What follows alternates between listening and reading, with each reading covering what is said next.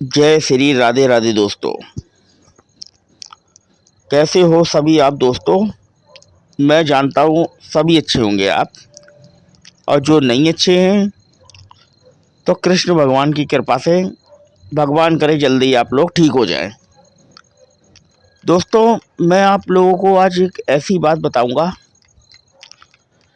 जिसे सुनने के बाद अगर आप उस बात पे चलोगे तो इतना तो मैं कहता हूँ कि इस दुनिया में आपको कोई भी बेवकूफ़ नहीं बता पाएगा। पूरी दुनिया में आपको कोई बेवकूफ़ नहीं बना पाएगा, ये मेरा वादा है। क्योंकि आपको बताऊं, इस दुनिया में सबसे ज़्यादा जो हमारे बुद्धि देने वाले, जो हमारे देव माने जाते हैं, वो हैं श्री गणेश। पर श्री गणेश की पूजा किस तरीके से की जाए, सबसे बड़ी बात ये आती है कि श्री गणेश की पूजा किस तरीके से की जाए। तो मैं आप लोगों को बताऊंगा कि श्री गणेश की पूजा कैसे करें ताकि आपको भयंकर रूप से उसका फल मिले और आपको बुद्धि मिले। लेकिन आज मैं आपको जो चीज़ बताऊंगा वो आपको बड़ी चौंका देने वाली है। आप जानते हैं कि गणेश की पूजा बिना सरस्वती की क्यों अधूरी होती है। सरस्वती माता की जब तक आप पूजा नहीं करेंगे, जब तक आप गणेश की बुद्धि तो प्राप्त कर लेंगे, लेकिन फिर भी आप बुद्धि से लीन ही रह जाएंगे, यानी बुद्धि लीन। आप बुद्धि में पूर्ण नहीं हो पाएंगे। अब उसका कारण क्या है मैं आपको बताऊंगा कि आप क्यों नहीं बुद्धि में पूर्ण हो पाएंगे। देखिए, जो हमारी माता है सरस्वती, वो है ज्ञान की देवी। सर्व संसार उन्हीं के ज्ञान पे जीता है, और माता जो सरस्वती हैं वो ज्ञान की देवी हैं। अब यहाँ पे सवाल आता है कि गणेश की पूजा क्यों सरस्वती के बिना अधूरी है और सरस्वती की पूजा क्यों गणेश के बिना अधूरी है। ये बात बहुत बड़ी है। यदि आप इस बात को समझ लेंगे तो इतना पता है, सर्व संसार में आप कभी धोखा नहीं खाएंगे और कभी आप पापी पाखंडियों के चक्कर में नहीं लूटे जाएंगे। खुद से विवेक अपनी बुद्धि का इस्तेमाल करेंगे। तो देखिए, यहाँ पे बात ये आती है कि अभी मानो आप सरस्वती की पूजा कर रहे हैं, तो सरस्वती की पूजा करने पे आपको ज्ञान की प्राप्ति खूब होगी, लेकिन आपके अंदर अगर बुद्धि नहीं है तो आप उस ज्ञान को समझने में समर्थ नहीं हैं। सरस्वती से आपको बुद्धि मिली, लेकिन जो सरस्वती से आपको ज्ञान मिला, परंतु गणेश भगवान से आपको बुद्धि नहीं मिली। अब गणेश भगवान से आपको बुद्धि नहीं मिली तो समझ लेना आप सरस्वती के ज्ञान को समझने में समर्थ नहीं है। और यदि आपको गणेश भगवान से बुद्धि तो मिल गई लेकिन ज्ञान नहीं है आपके पास चवन्नी भर भी, तो यही कारण है कि दोनों की पूजा करना बहुत ज़रूरी है। अब यहाँ पे पूजा किस तरीके से करें। देखिए, एक मंत्र मेरा नहीं है, सरस्वती माता का जो बड़ा ही प्रचंड मंत्र है, वो यूट्यूब पे उनका नाम भी बताऊंगा, एक गुरु जी का दिया हुआ है। जो संसार में एक ही व्यक्ति ऐसे हैं जो करोड़ों रुपए का ज्ञान अपना यूट्यूब चैनल पर डाल रहे हैं, जबकि वो बातें आपको करोड़ों रुपए लेने के बाद भी नहीं बताएगा। और एक मंत्र जो है गणेश भगवान का, मेरे इष्ट भगवान श्री गणेश है। बचपन में ही 10-11 साल की उम्र में मुझे सपने में प्राप्त हुआ था एक मंत्र, जो मैं खुद भी जपता हूँ। आप भी उस मंत्र को करना। मैं मंत्र आपको इसी वीडियो में बता दूंगा वो मंत्र क्या है। उसके बाद लेकिन आज आपको बताता हूँ कि गणेश की पूर्ण पूजा कैसे होती है। यदि आपको गणेश की पूजा में पूर्ण उतरना है और आपको बुद्धि का विधानदाता बनना है भयंकर रूप से, तो आप कैसे बनेंगे। सबसे पहले नंबर, आप धूप घास लेकर आइए। ये आपको कोई नहीं बताएगा, बड़ा से बड़ा ज्ञानी। हालांकि मैं आपकी तरह एक नॉर्मल इंसान हूँ, लेकिन बचपन से अपने इष्ट भगवान को पूछता चला आया, तो इसलिए गणेश भगवान की बाबत में मुझे काफ़ी ज्ञान मिल गया है। तो मैं बताऊंगा आपको कि गणेश की पूजा कैसे करें। देखिए, पहले लाइए धूप घास। धूप घास गणेश जी के सर पे रखिए। और ये आप लोग जानते हैं कि धूप घास क्यों रखी जाती है, तो अच्छी बात है। नहीं जानते तो मैं आपको एक वीडियो ऐसी डाल दूंगा जिसमें बताऊंगा कि गणेश जी की पूजा बगैर धूप घास के क्यों अधूरी होती है, जब तक उसका फल नहीं मिलता है। तो देखिए, पहले आप गणेश भगवान की मूर्ति के आगे घर में कोई भी छोटी सी एक मूर्ति ले आइए, परंतु मूर्ति खंडित ना हो। थोड़ा सा ध्यान रखना, परंतु मूर्ति खंडित ना हो। उसके बाद आप थोड़ी सी जो धूप घास लाए वो गणेश भगवान के सर पे रखिए, और उसके बाद एक बूंदी का लड्डू गणेश भगवान के आगे लगाइए, और एक काली धूप बत्ती जलेगी। और जो सरस्वती की आप फोटो लेकर आए हैं, तो सरस्वती का अति उत्तम दिन, चाहे तो आप ये दोनों पूजाएं जब हमारे ये आती है बसंत पंचमी, तो बहुत अति उत्तम है, बसंत पंचमी के दिन से उठा लेना। लेकिन नहीं बसंत पंचमी आती है तो कोई बात नहीं, आप शुक्र वाले दिन से उठा लो। अब पूरब दिशा की ओर मुख करके बैठ जाओ, क्योंकि कहते हैं हमारा कितना भी ज्ञान कम हो, जब हमें किसी चीज़ की समझदारी ना हो, तो ये आज मैं बहुत बड़ी बात बता रहा हूँ, किसी भी देव को आपको दिशा वगैरह नहीं पता है, आप अनाड़ी हैं, नहीं ज्ञानी हैं कि कौन सी देव में किसर की दिशा रखी जाएगी, तो अति उत्तम होता है आप पूरब दिशा ले लो। जिधर से सूरज निकलता है हमारा, उधर की दिशा ले लो, सबसे अच्छा है। तो आपकी पूजा वो मान्य हो जाएगी। अब यहाँ पे क्या सवाल आता है कि सबसे पहले नंबर आप गणेश की पूजा कैसे करेंगे, मैंने बता दिया है। पहले नंबर थोड़ी सी धूप घास लेकर आइए, और ये कर्म कांड आपको रोज ही करना है। और एक लड्डू लगेगा, गणेश भगवान के सर पे थोड़ी सी धूप घास रखी जाएगी, वो थोड़ी सी रखी जाएगी, ज़्यादा नहीं। आप जरा सी रोजाना ही अपनी जुगाड़ कर लो कहीं से भी, चाहे तो उसे फ्रिज में रख दो, कहीं रख दो धूप घास, वो तो वैसे भी हमारा है, पानी में भी डाल दोगे सुबह फिर हरी भरी हो जाएगी। एक लड्डू, काली धूप बत्ती, और आपको मैं गणेश भगवान का बड़ा ही प्रचंड मंत्र बताता हूँ, जी आपको पूरे सोशल साइट इंटरनेट कहीं नहीं मिलेगा। आप गणेश जी के आगे एक माला रोज निकालना संकल्प के साथ। पहले संकल्प लेना कि हे गणेश भगवान, ये आपको कोई नहीं बताएगा कि संकल्प के बिना सारी पूजाएं और सारी सिद्धियां अधूरी हैं।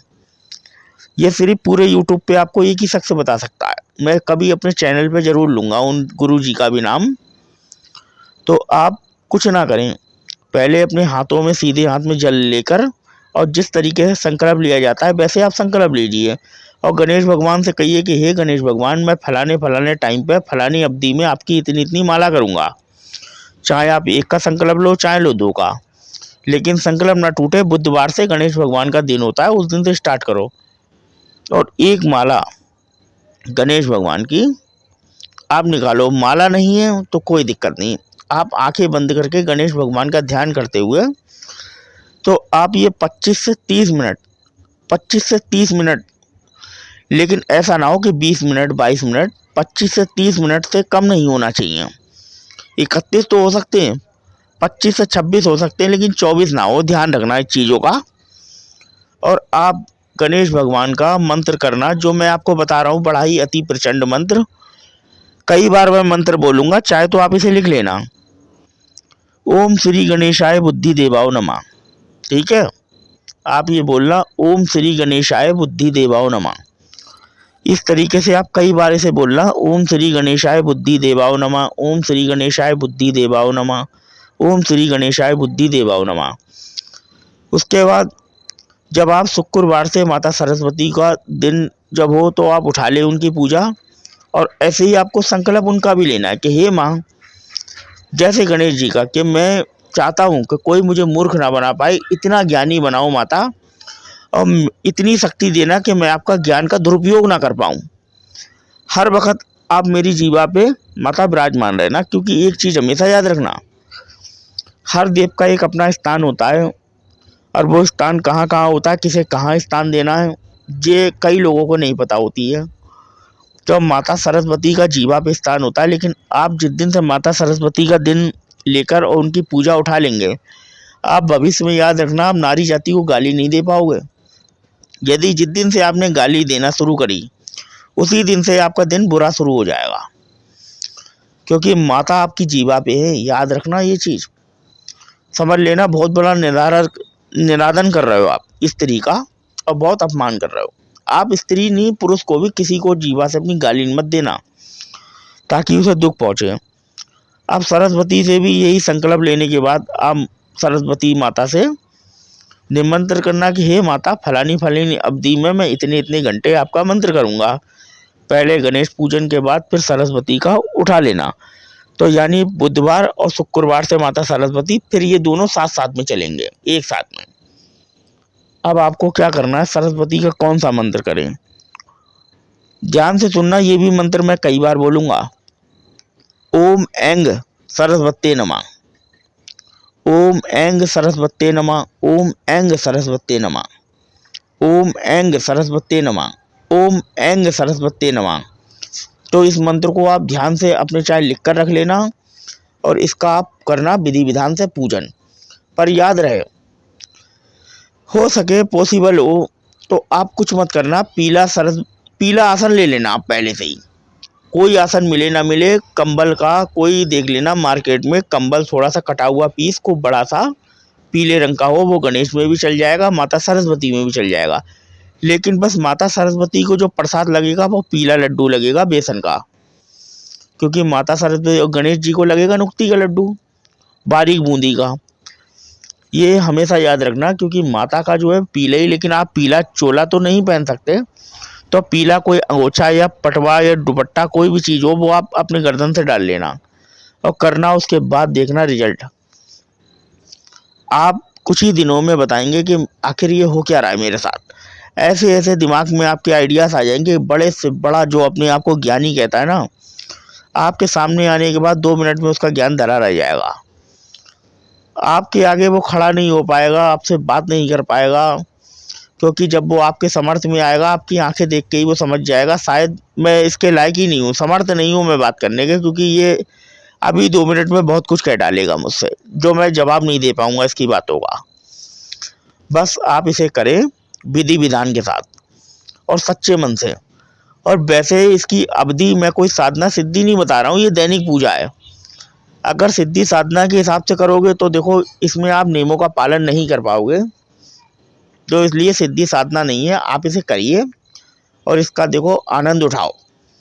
परंतु याद रहे, बुद्धि और जब हमारा ज्ञान जब बढ़ जाता है तो इंसान उसका दुरुपयोग करता है। दुरुपयोग किसी भी प्रकार से नहीं करना है। कितना भी क्रोध आ जाए, गुस्सा आ जाए, किसी को अपनी जीवा से गाली नहीं देनी, किसी का अपमान नहीं करना है। ये 2-3 चीज़ों का याद रखना। खास तौर से नारी जाति, चाहे पुरुष हो चाहे नारी हो, फिलहाल खास तौर से नारी जाति, क्योंकि माता सरस्वती नारी है। और फिर इधर गणेश। अगर आप किसी को बुद्धि के द्वारा इतनी पाने के बाद और आप किसी को गाली गलौज कर रहे हैं तो ये गणेश के लिए बहुत बुरा है।